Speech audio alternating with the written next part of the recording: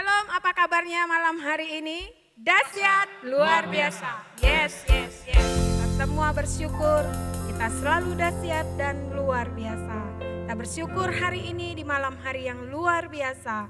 Kembali kita bertemu di dalam Maranatha Bible Study Online. Mari sebelum kita diperlengkapi dengan pengajaran pada malam hari ini, mari kita datang kepada Tuhan. Kita mau menaikkan pujian penyembahan kita pada malam hari ini kepada Tuhan. Sama-sama kita katakan pujian ini kepada Tuhan Yesus. Haleluya Tuhan. Bukan dengan barang fana Kau membayar dosaku, dengan darah yang mahal, tiada noda dan celah. Bukan dengan emas perak Kau menebus diriku, oleh segenap kasih dan pengorbananmu, ku telah mati dan tinggalkan cara hidupku yang lama. Semuanya sia-sia dan tak berarti lagi. Hidup ini ku letakkan pada mezbah-Mu ya Tuhan. Jadilah padaku seperti yang Kau ingini, bukan dengan barang fana,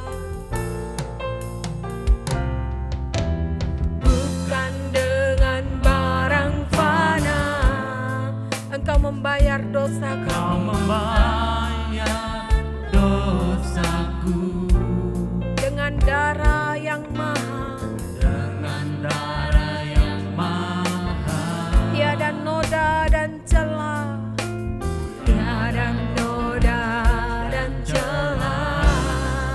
Bukan dengan emas perak bukan dengan emas perak. Kau menebus setiap hidup kami, Kau menebus diriku, dengan segenap kasih dengan segenap dan pengorbananmu Tuhan.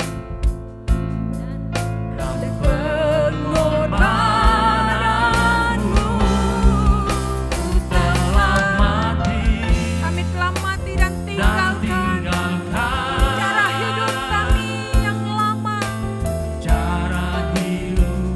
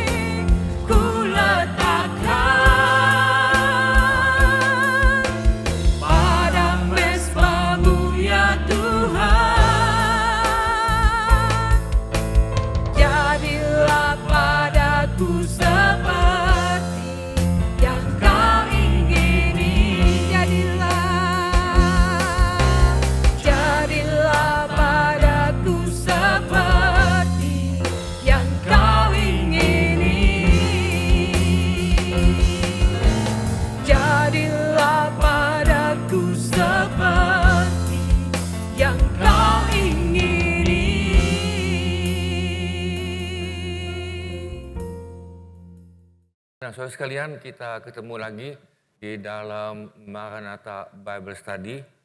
Saudara, kita menjelang pengangkatan ini, saudara mesti semakin dipelengkapi. Dan saudara kita mesti semakin dipelengkapi dengan pengajaran. Karena pada hari ini, saudara pengajaran yang aneh-aneh semakin banyak dan yang tidak sesuai dengan firman Tuhan. Dan ini tidak saudara kaget atau aneh karena dalam Wahyu pasal 12 sudah dikatakan bahwa ada gereja yang memang betul-betul yang ada Tuhan dan Tuhan Yesus yang mendirikan gereja itu, dan ada lagi tuh gereja-gerejaan. Nanti kapan-kapan kita akan belajar kepada Wahyu pasal 12 atau Wahyu yang terakhir itu, tapi pada hari ini kita akan belajar dengan judul Sakramen Gereja, yaitu baptisan air. Sebelumnya kita berdoa. Tuhan, kami berterima kasih di mana pada hari ini kami dapat lagi belajar untuk dipelengkapi dan kami dapat mengajarkan ke bawah supaya kami jangan salah, karena pada hari ini tentang baptisan air begitu banyak ragam, tetapi yang kami pegang adalah pengajaran atau doktrin dari Alkitab. Terima kasih Tuhan, hidupkan firman Tuhan dalam nama Tuhan Yesus. Amin. Nah, saudara sekalian, kita mengambil dalam doktrin Alkitab di dalam GJA yang ada di seluruh muka bumi, termasuk di Indonesia atau Assemblies of God. Nah, itu kita sudah mempunyai 16 doktrin. Doktrin Alkitab. Nah, saudara bisa lihat di sini, ini dibuat oleh teolog yang sangat terkenal dan sudah menjadi teolog internasional oleh William Menzies. Demikian juga dengan Stanley Houghton. Stanley Houghton kalau sudah lihat dia lebih banyak itu kepada Roh Kudus. Tetapi apa kita lihat dulu di sini. Nah, saudara, inilah buku yang kami pakai untuk di Indonesia karena sudah diterjemahkan ke dalam bahasa Indonesia. Nah, saudara, dan buku ini tidak dijual di umum, tidak ada. Nah, saudara sekalian, sebelumnya saya akan mundur sebentar. Di dalam sidang Jemaat Allah, kita ada mempunyai 4 pilar pengajaran atau pengajaran utama atau 4 doktrin utama. Dikatakan doktrin itu kan dalam bahasa Inggris. Doktrin itu artinya pengajaran. Nah, saudara, kita sudah belajar beberapa minggu yang lalu, Yesus sebagai juru selamat. Nah, andai kata saudara belum mengerti tentang Yesus sebagai juru selamat, saudara bisa buka di dalam YouTube, di dalam Maranatha Bible Study. Dan yang kedua, Yesus sebagai pembaptis Roh Kudus. Jadi Yesus itu adalah pembaptis Roh Kudus dan itu beda dengan bahasa lidah. Jadi saudara tidak cukup hanya dibaptis, tetapi engkau mesti terus. Jam begini, aku sudah dibaptis air, aku sudah terima Tuhan, sudah bertobat. Stop, titik. Nah, engkau mesti terus. Dan kita akan lihat pelan-pelan. Nah, Yesus sebagai penyembuh, Yesus sebagai Raja penguasa kekal. Dan kita ada mempunyai 2 sakramen di dalam GCA. Ada gereja lain 4 sakramen, ada yang 7 sakramen. Itu kita hormati semua dan biarlah masing-masing berjalan dengan pengajarannya yang masing-masing. Tetapi semuanya saudara yang kami lihat di sini adalah yang pertama adalah dua sakramen. Yang pertama adalah sakramen baptisan air. Yang kedua adalah sakramen perjamuan kudus. Nah, kita lihat hari ini cuma satu, yaitu sakramen baptisan air. Lalu saudara tentunya mempunyai pandangan atau pemikiran atau kurang jelas, sakramen itu apa? Ya, karena sakramen itu apa ini? Nah, kita akan lihat karena kata sakramen itu bukan bahasa Indonesia, bukan. Kita lihat itu dalam bahasa Latin artinya sacramentum, berarti suatu kegiatan suci.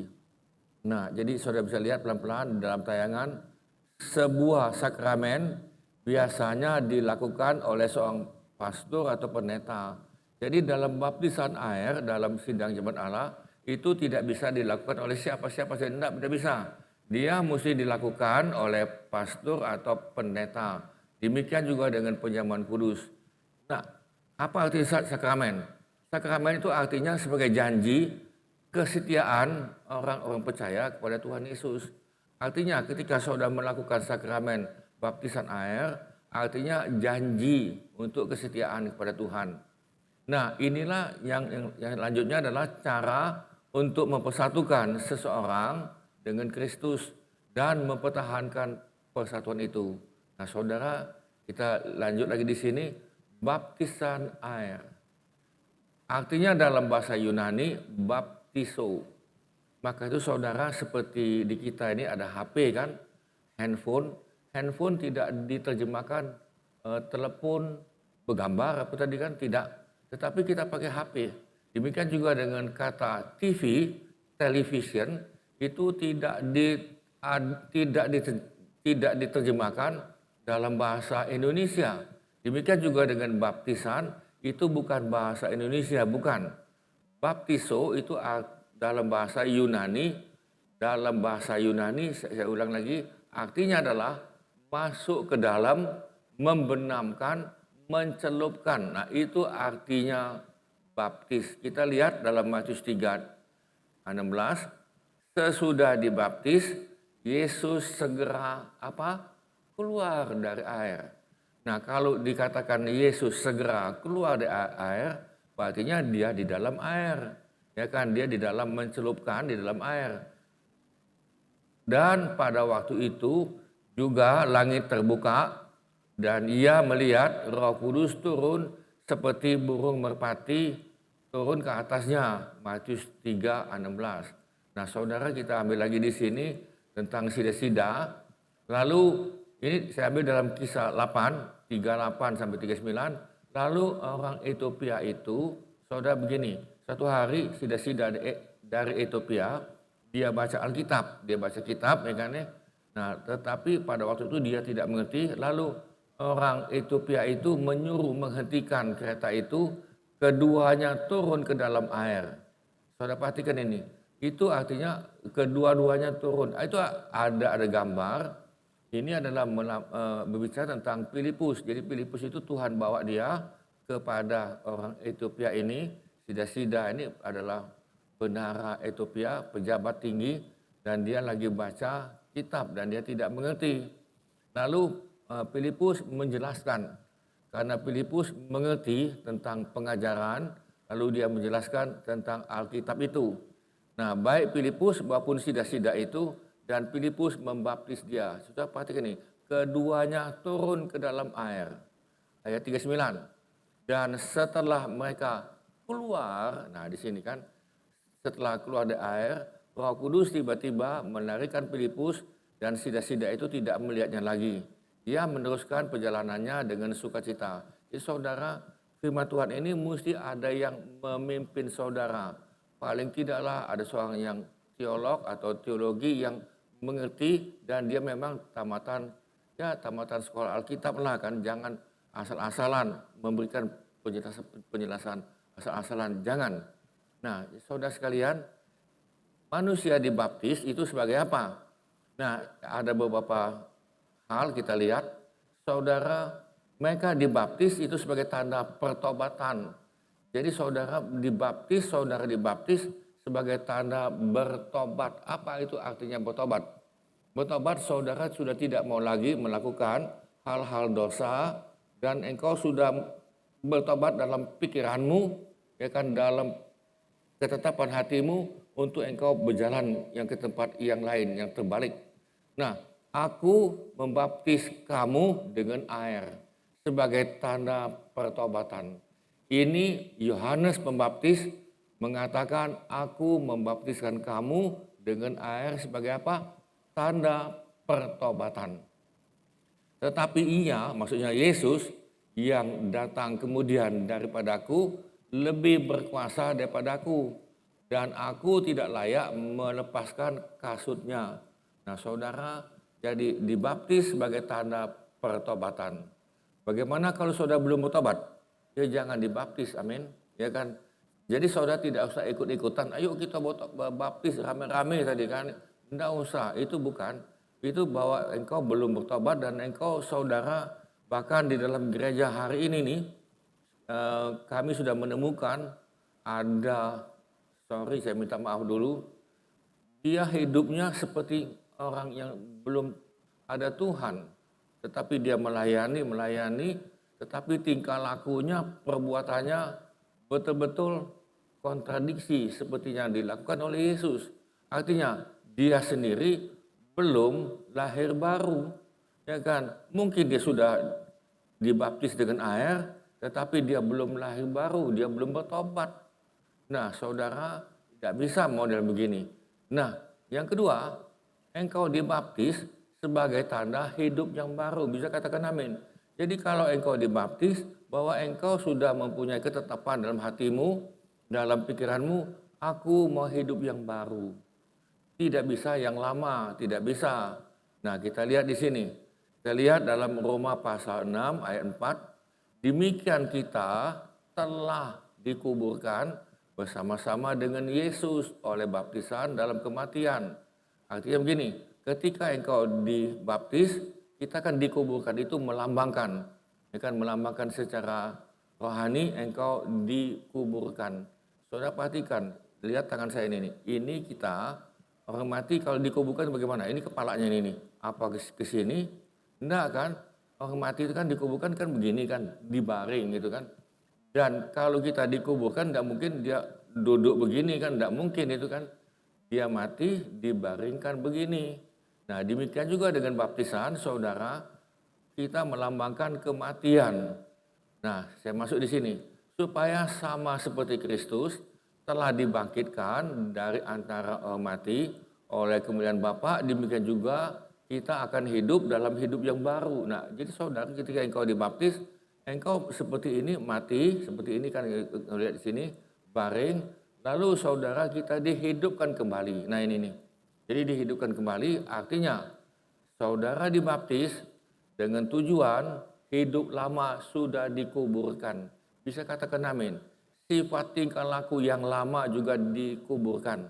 Tentunya ini dengan proses, tidak tiba-tiba, tidak kan. Tetapi saudara sudah mempunyai keinginan, aku mau hidup baru bersama dengan Tuhan. Ini dulu yang penting. Ya kan, bukan pelayanan-pelayanan, bukan. Jadi saudara yang kedua, engkau dibaptis dengan tujuan hidup yang baru. Nah, saudara yang ketiga, ya kan tadi saya sudah katakan kita dikuburkan dan dibangkitkan. Seperti kau bisa lihat dalam tayangan ini, ada kuburan itu sudah kosong. Nah, karena dengan dia, maksudnya Yesus, kamu dikuburkan dalam baptisan.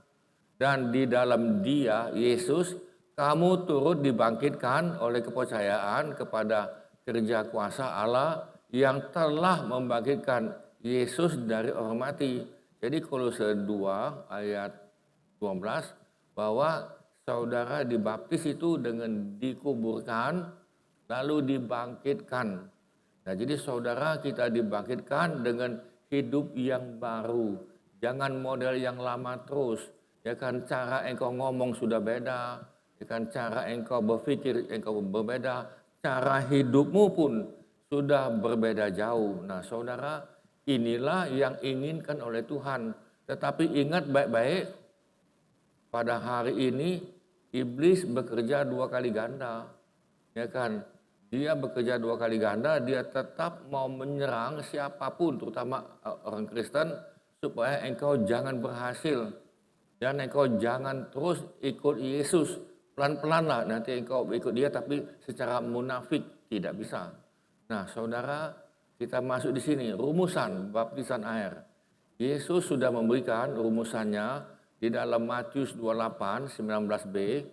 Jadikanlah semua muridku dan baptislah mereka dalam nama apa? Dibaptis dalam nama Bapa, Anak, dan Roh Kudus. Dibaptis. Titik stop. Jadi saya ulang lagi. Mereka itu dibaptis dalam nama Bapa, yaitu Yesus Kristus, boleh, dan Roh Kudus. Amin. Dibaptis. Jadi ada rumusan yang sudah diberikan dalam Matius 28, 19b. Nah, kita masuk lagi di sini. Saudara, ketika engkau dibaptis, jangan engkau pikir itu engkau sudah selamat. Bukan. Jadi saudara, perhatikan baik-baik ini. Tidak ada kuasa penyelamatan dalam penyelenggaraan sakramen baptisan air maupun sakramen penjaman kudus. Jadi saudara, sakramen baptisan air ini bukan berarti engkau sudah selamat, bukan. Atau begini, ada langkah pertama engkau selamat, langkah kedua engkau selamat, langkah ketiga engkau selamat, langkah keempat engkau selamat. Bukan model gitu, enggak. Engkau selamat seperti yang saya katakan sudah, saudara terima Tuhan dalam hatimu dan Roh Kudus bekerja dalam hidupmu. Engkau sudah ada perubahan total. Nah, ini yang dikatakan pelan-pelan. Nah, itulah yang dikatakan already but not yet. Nah, saudara, saya masuk lagi sini.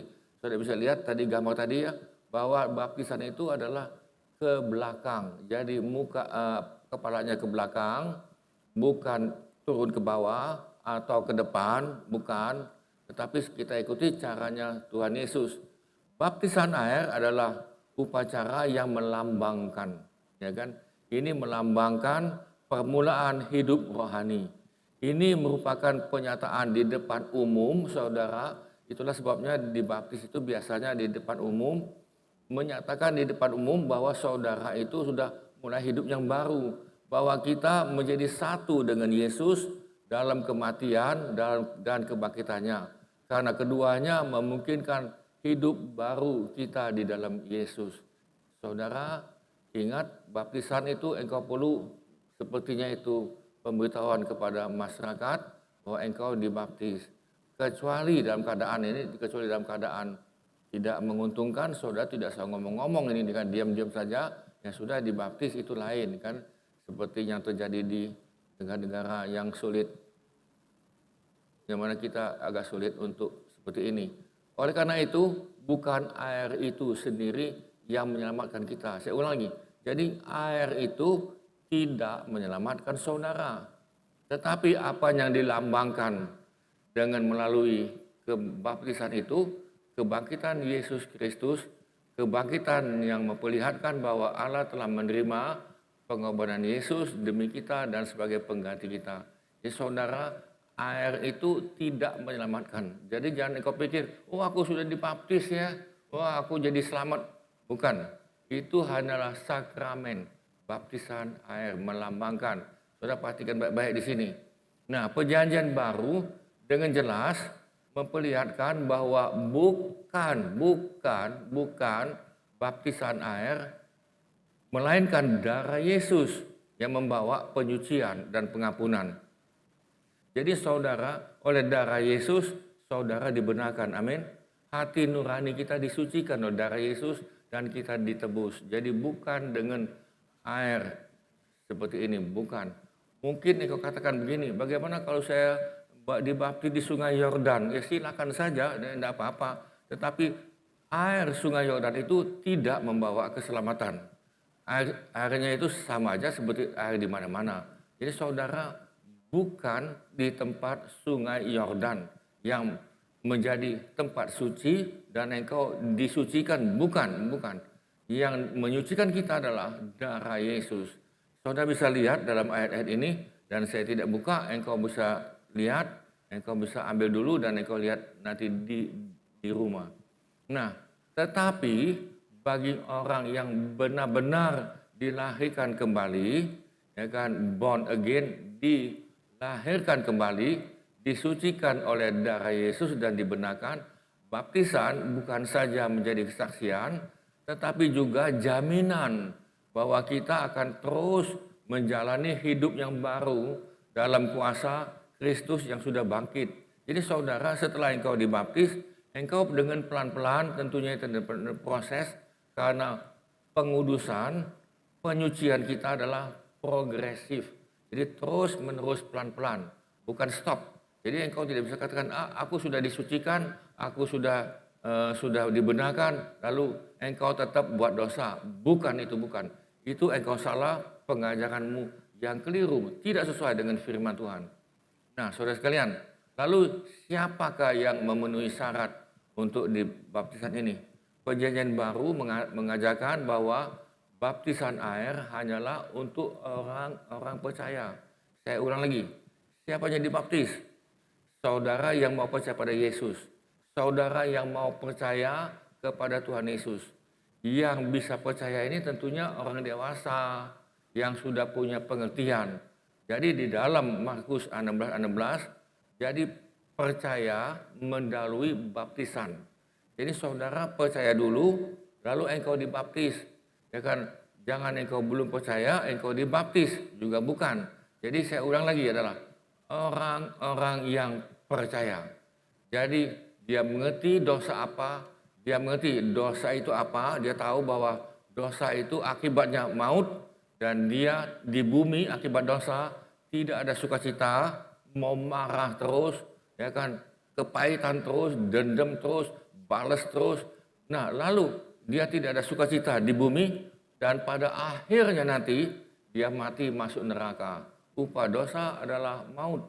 Nah, tetapi sebelum kita mengalami kematian, sebelum kita mengalami nanti itu nafas ini selesai, saudara perhatikan kita yang nonton ini satu hari kelak, satu hari ini nih, nanti napasmu akan stop. Ya kan, jantungmu akan berdetak stop. Lalu kita mati. Apakah sudah mati itu selesai? Nah, saudara, kematian adalah pintu gerbang untuk hidup kekal bersama dengan Tuhan atau kekal bersama-sama dengan setan. Nah, saudara, saya masuk lagi di sini. Nah, karena itu jelaslah bahwa baptisan air dimasukkan untuk menjadi upacara di depan umum, di mana orang memberikan kesaksian terang-terangan kepada masyarakat bahwa orang percaya telah menerima Yesus Kristus sebagai juru selamat dan Tuhan. Mungkin engkau akan bertanya, bagaimana kalau aku di gurun pasir? Ya tunggulah nanti, kan sabar-sabarlah kan.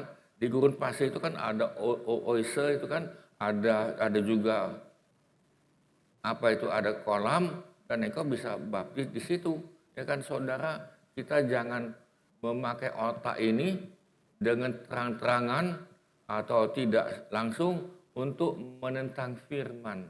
Yang suka menentang firman, saya katakan sekali lagi saudara, engkau mesti hati-hati, jangan engkau ditunggangi atau engkau dipakai oleh iblis untuk menyerang. Hari ini saya sudah katakan tadi, terutama dalam Wahyu 12 engkau baca bahwa hari ini nih setan bekerja 2 kali ganda untuk menyerang. Kalau engkau memang sungguh-sungguh memang menjadi murid Yesus, engkau pasti diserang. Jadi saya ulangi, kalau engkau mau menjadi murid Yesus, mau menjadi pelaku firman Tuhan, engkau akan diserang. Iblis menyerang melalui manusia. Ada orang lain yang dia pakai untuk menyerang engkau.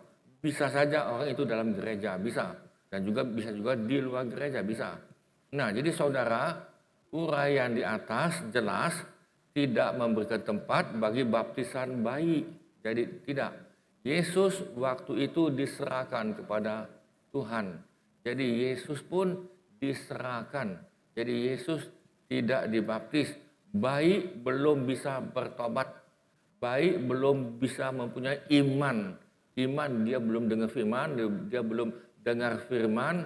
Lalu bayi memberikan kesaksian tentang keselamatan di depan umum. Tidak bisa. Karena dia tidak bisa, maka kita, bayi itu hanya diserahkan di depan kebaktian, di depan umum atau dalam ibadah, yang rumah tangga juga boleh, bahwa bayi ini diserahkan menjadi anak Tuhan. Supaya sejak itulah Roh Kudus bekerja pada bayi itu. Nah saudara, waktu di penyerahan tentunya segala roh jahat, kutukan nenek moyang diputuskan. Tapi saudara, itu tergantung nanti pada orang tuanya untuk membimbing si bayi ini. Jadi saudara, jangan engkau serahkan kepada guru sekolah minggu. Guru sekolah minggu itu hanya seminggu cuma sekali, cuma 2 jam. Tetapi orang tua yang mempunyai tanggung jawab untuk mendidik anak ini, bayi ini menjadi besar. Nah itulah sebabnya saudara perlu pelajaran yang dikatakan itu dalam parenting life. Itu engkau perlu. Nah jadi saudara sekalian, sebagai penutup, saya ambil dalam Filipi 2:12, hai saudara-saudaraku yang kekasih, kami senantiasa taat. Jadi Paulus mengatakan kepada jemaat yang dia rintis di kota Filipi, itu di Eropa, dia katakan kami senantiasa taat. Karena itu tetaplah kerjakan keselamatanmu. Jadi Paulus menekankan ketika engkau sudah terima Tuhan, keselamatanmu ini engkau kerjakan. Maksud itu diusahakan. Jangan engkau campur baur begini. Maksudnya tadi, jangan engkau nanti seperti anjing yang memakan muntahnya. Jangan seperti babi yang kembali kepada kubangan, lumpur. Jangan. Sekali engkau selamat, kerjakan keselamatanmu itu. Engkau mesti kerjakan. Kerjakan keselamatanmu dengan takut dan gentar. Bukan saja seperti waktu aku masih hadir, tetapi terlebih pula sekarang waktu aku tidak hadir. Paulus menulis surat yang dikatakan Filipi ini, Paulus ada dalam penjara di Roma. Dan tidak lama kemudian dia akan meninggal dan dia dibunuh oleh Kaisar Nero. Engkau sudah tahu bahwa Kaisar Nero, penguasa Romawi yang di sana itu agak aneh, bukan aneh, kalau saya katakan itu paranoid, ya kan, ada yang sesuatu yang kurang beres sehingga dia melakukan hal yang aneh-aneh. Nah, saudara, Paulus akhirnya dia meninggal. Sebagai kesimpulan, jadi saudara, baptisan adalah tanda untuk engkau, tanda bertobat. Jadi bukan baptisan air itu yang menyelamatkan engkau. Tidak, air tidak menyelamatkan. Tetapi engkau percaya dengan iman darah Yesus yang menguduskan hatimu, yang mengampuni dosamu, itu yang menyelamatkan. Kita berdoa. Tuhan, kami terima kasih dimana kalau pada hari ini kami mendapat belajar tentang doktrin sakramen baptisan air. Biarlah ini kami lakukan dengan mengingat bagaimana Yesus telah dibaptis. Yesus dibaptis bukan karena dia tidak bertobat, bukan, tetapi itu sebagai contoh teladan bahwa Yesus yang tidak berbuat dosa, dia menjadi teladan contoh untuk dibaptis sehingga dia masuk ke dalam air dan dia keluar. Terima kasih Tuhan, kami pada hari ini kalau kami dibaptis menunjukkan bahwa kami menuju kepada pertobatan. Kami bertobat daripada dosa kami dan kami mau hidup yang baru, maka kami dibaptis. Terima kasih Tuhan, terima kasih Tuhan, biar kami dapat memberitakan keselamatan ini pada kawan-kawan kami, kepada famili kami sebagai kesaksian. Terima kasih Tuhan, dan kami mohon dalam nama Tuhan Yesus. Amin. Terima kasih Bapak Ibu, Saudara-saudari yang pada malam hari ini sudah mendengarkan pengajaran di dalam Maranatha Bible Study Online. Kita bersyukur kepada Tuhan buat malam hari ini. Mari kita menaikkan satu pujian pada malam hari ini kepada Tuhan. Haleluya.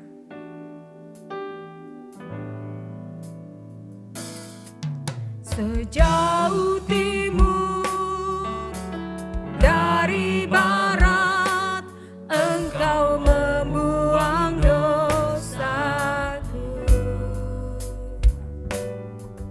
Tiada kau ingat lagi pelanggaranku.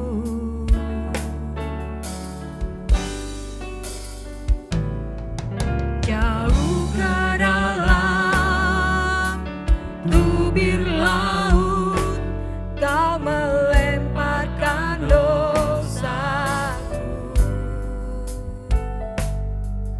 Tiada kau perhitungkan kesalahanku. Betapa besar kasih-Mu,